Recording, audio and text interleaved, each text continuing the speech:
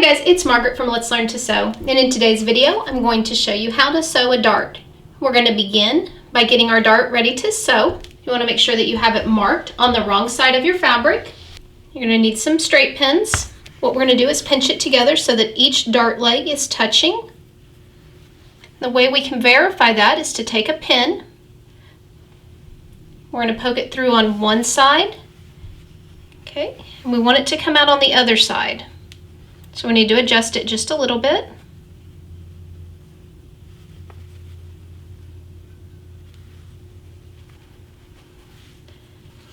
You want to do this in a couple of spots so that your dart is held in place so that sewing is easier. I'm going to come all the way down here to the tip. That's just going to be an indicator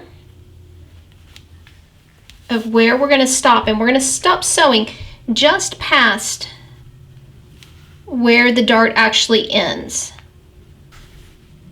And once you have it in place and you verified that everything is matching up on both sides, then we're going to take it over to the sewing machine.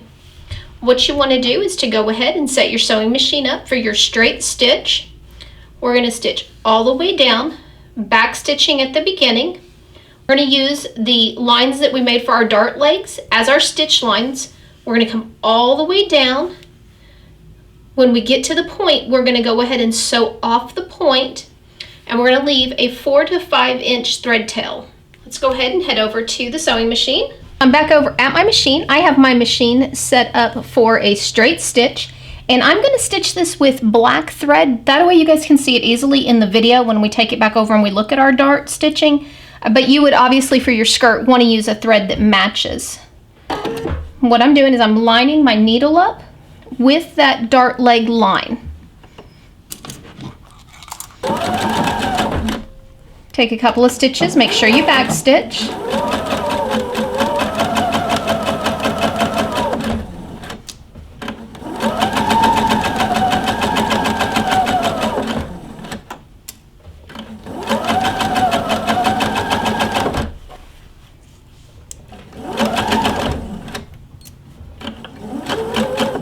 Okay, I've gotten to the end of the dart. I'm just going to go ahead and stitch off of the fabric, raise my presser foot, pull the thread to the back of the machine, and make sure that I leave at least a 4 to 5 inch thread tail. Go ahead and take this over to the table and take a look at it. Okay, so we did not back stitch at the end. What we want to do is separate those two thread tails, and we're going to tie them in a knot.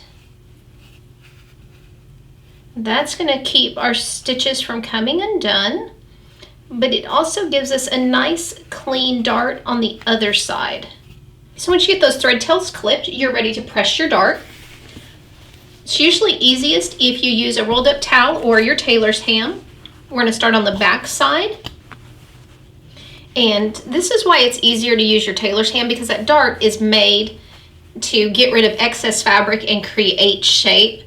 So it's not really a flat piece of fabric anymore. It has some curve to it. So we place the tailor's ham underneath it. We want to press it down into the back side of the garment. So we'd give it a press here, then we'd flip it over and press it again. You'll notice we don't have any type of puckering. We eliminated that puckering because we sewed off the edge of the fabric, and then instead of back stitching, we tied our thread tails together. That's how easy it is to sew a dart. If you have any questions about the steps I showed you, let me know down in the comment section. I'll be happy to answer them. If you enjoyed the video, I hope you go ahead and give it a thumbs up and hit the subscribe button if you're not already a subscriber.